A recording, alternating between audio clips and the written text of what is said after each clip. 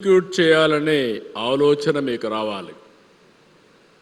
నిరంతరం శ్రమ చేయాలి. అందుకే మీరు చూస్తే ప్రతి ఒక్కరికి సంక్షోభాలు రాకుండా ఉండవు. ఏ సంక్షోభం వచ్చినా, ఏ కష్టాలు వచ్చినా ధైర్యంగా ఎదుర్కోవడమే కాకుండా ఎప్పటికప్పుడు సరైన నిర్ణయాలు తీసుకొని ముందుకు పోతే అది సాధ్యమవుతుంది.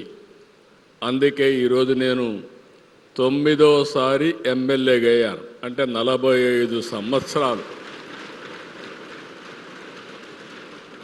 ఇక్కడుండే స్పీకర్ని మీరు చూస్తే ఆయన 7 సార్లు ఎమ్మెల్యేగా, ఒకసారి ఎంపీగా అయ్యాడు.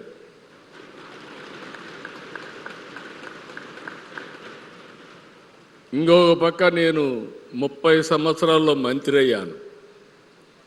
45 సంవత్సరాల్లో ముఖ్యమంత్రి అయ్యా. 4వసారి ముఖ్యమంత్రిగా పనిచేస్తున్నా.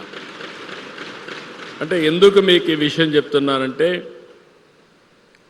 అతి చిన్న వయసులో నేను ఎమ్మెల్యే అయ్యాను.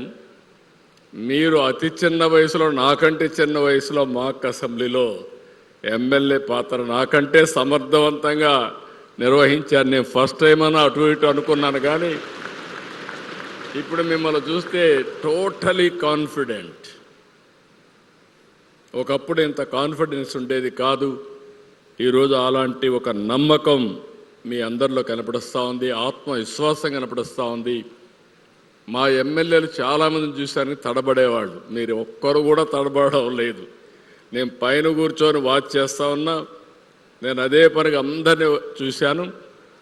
Wonderful performance. మీ కాన్ఫిడెన్స్కి మరొక్కసారి అభినందిస్తున్నా. మామూలు కాన్ఫిడెన్స్ కాదు ఇది.